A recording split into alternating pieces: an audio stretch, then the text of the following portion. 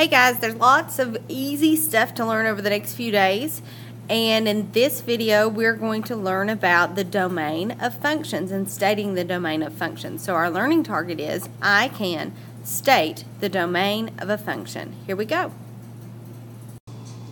We need to remember what the domain means. Recall that the domain of a function includes all of the x coordinates of its graph. So remember, we're talking about what's included from the x-axis of that graph. There are two major restrictions that can occur when we're stating the domain of functions, and we're going to take a look at each of these two major restrictions.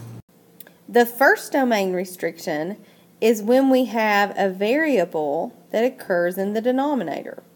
We are not allowed to ever divide by 0. So when we have a variable in the denominator, we have to say, okay, we can have any number in this denominator except a number that would make my denominator 0. So in this case, I would say that the value of x cannot equal 0. If you look at the second example here with g of x, 2 divided by x plus 2, again, we are not allowed to divide by 0. Therefore, negative 2 must be excluded from the domain of the function. Why negative 2? Well, if I put in a negative 2 for this x, negative 2 plus 2 would make a 0 in my denominator. I am not allowed to divide by 0. So what I would do here is I would take this denominator and I would write it down. X plus 2 cannot equal 0. And then I would solve. I would really subtract the 2 from both sides, and I would say x cannot then equal 0 minus 2 is this negative 2. So that would mean my domain would include all real numbers except the domain could not include negative 2 for this g function. In this f function, the domain would include all real numbers except the domain could not include 0 in the f function. So I'm concerned that you're able to identify the points that are excluded from the domain and then state what that domain looks like. Well, what will that domain look like? In the f function, the domain would go from negative infinity up to 0, and then it would start again after 0 and go to positive infinity, and it would union those two intervals. This is called the interval notation, and this is how we correctly state the domain of the function. Look at the second one. It would include all real numbers except negative 2. So we would start at negative infinity, we go all the way up to negative 2, and then we skip over negative 2. We start back after negative 2, and we go all the way up to positive infinity. So this would be the correct interval notation for the second function. The second restriction that we have on domain is that we cannot take the square root of a negative number. So that means anytime we have a variable under a square root, or any even root for that matter, anytime a variable is under an even root, we would say that this particular value under the radical has to be greater than or equal to 0, because we can't take the square root of negatives. So the value under the radical has to be greater than or equal to 0. Look at the second example, g of x. We've got this whole value x plus 3 that's under the radical. We would have to say that the whole value x plus 3 has to be something that is greater than or equal to 0, because we can't take the square root of a negative number. So here I would actually have to subtract a 3 from both sides, and I would say that x is greater than or equal to negative 3. So that means my domain includes all the numbers that are greater than or equal to negative 3. Let's talk about that as an interval. Well, this time my domain does include negative 3. So I'm going to use a square bracket because it includes negative 3, and it includes all the numbers bigger than negative 3, so it goes all the way up to positive infinity. Looking back here at the first example, when we say x is all the numbers greater than or equal to 0, that means our domain includes 0, and it includes all the numbers that are bigger than 0. So it goes up to positive infinity. These are the correct interval notations for the domain of these functions. Those are really the only two domain restrictions, but the two could occur within the same problem. So let's take a look at what that may look like. When I notice here I have a radical, x under a radical, and that also happens to be in the denominator. This time we would say that, well, I cannot divide by 0, so this whole portion cannot equal 0, but it also can't be negative because I can't take the square root of a negative. So I would have to say that whatever's under this radical that's in the denominator has to be greater than 0. It cannot be negative and cannot equal 0, so this time it's simply greater than 0 as an interval. That would start after 0 and go up to infinity. Notice this time that my 0 is not included, so I have a curvy bracket here. In the second example, we notice we've got this whole expression x plus 3 that's in a denominator and it's also under a radical. So this time I would say that x plus 3, that whole expression, has to be greater than 0. So I would subtract a 3 on both sides.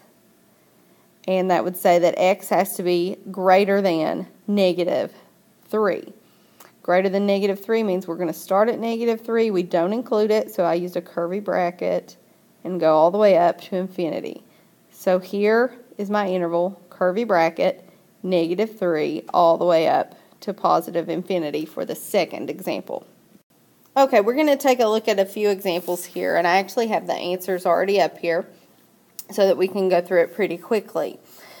What we're looking for is what I like to call red flags. We get a red flag if we have an x in the denominator. We get a red flag if we have an x under a radical. Or if we have an x under a radical that's also in a denominator, I call that a double red flag.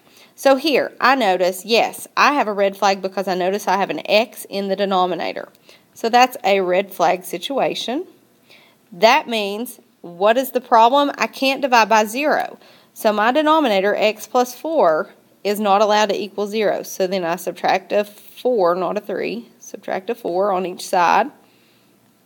And I say that my domain includes all numbers except it cannot include negative 4. So my domain would include all numbers from negative infinity up to negative 4, union with all the numbers from negative 4 up to positive infinity. So it just skips over negative 4. In this example, again I have a red flag. My red flag situation says that, let's see, I've got an x that's in a denominator. So I would say this entire denominator is not allowed to equal 0. So I will solve that by adding 1 on both sides. So I would say then that x is not allowed to equal 1. That means all numbers are included in the domain except 1. So I would start at negative infinity. I would go up to 1, union with 1 to positive infinity. This shows all numbers are included in the domain except for 1. In the next example, I hope you'll notice we do have a red flag, but it's different kind. This is an x that's under a square root. So under a square root, we know we cannot take the square root of a negative number. So this expression, x plus 10, can't be negative. That means it has to be greater than or equal to 0. So since it's greater than or equal to 0, I am going to subtract a 10 on both sides. And I'm recording, girls. I'm going to subtract a 10 on both sides. And so that tells me that x is greater than or equal to negative 10, which means x can equal negative 10. And it can go up to positive infinity. So we include all the numbers from negative 10 up to positive infinity. Notice how I put a square bracket here? That's because I had the or equal to symbol under my inequality. So here again, I'm looking for the restriction on the domain. I notice my red flag situation is that I have a variable under a square root. So I'm going to say, okay, this part that's under the square root, x minus 3, has to be greater than or equal to 0 because I cannot take the square root of a negative number. So I'm going to solve this by adding 3 to both sides. Trying to show addition of 3. That cancels, so I get that x is greater than or equal to 3. That means my domain can include all real numbers that are greater than 3, so 3 to infinity, but also any number equal to 3. So I get a square bracket there. In this situation, we see what I like to call the double red flag. We've got a red flag because we have a variable in the denominator downstairs. But we get another red flag because we have a variable that's under this square root symbol. So this time, I would say that x minus 4, that quantity, is not allowed to equal 0, so I don't get the or equal to line. But it also has to be greater than 0 because I can't take the square root of a negative.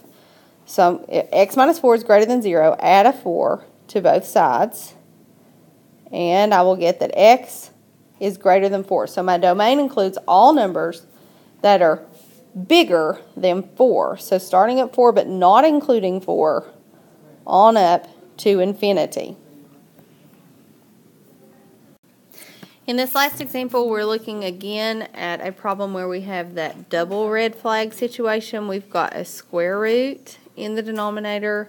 We also have an x in the denominator. So x is under a radical, x is in a denominator. So we would say this quantity, 2x plus 4, is not allowed to equal 0, and it also has to be positive. So if it has to be positive, it's got to be greater than 0, and it cannot equal it. So we set that greater than 0, and then we solve. So I'm going to subtract a 4 on both sides.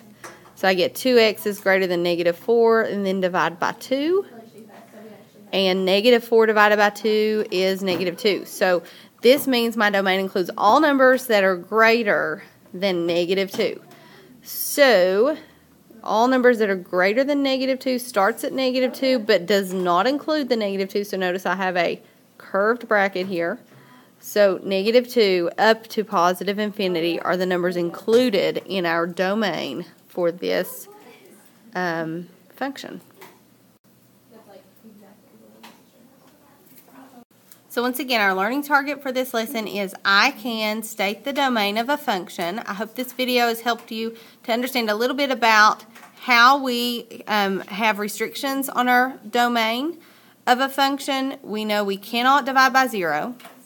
We cannot have an x under a radical, and we cannot have an x under a radical in a denominator. So x is in denominators, x is under even roots, and x is under even roots, so they're in the denominator, are the 3 ways that we get a restriction on the domain of a function. Good luck.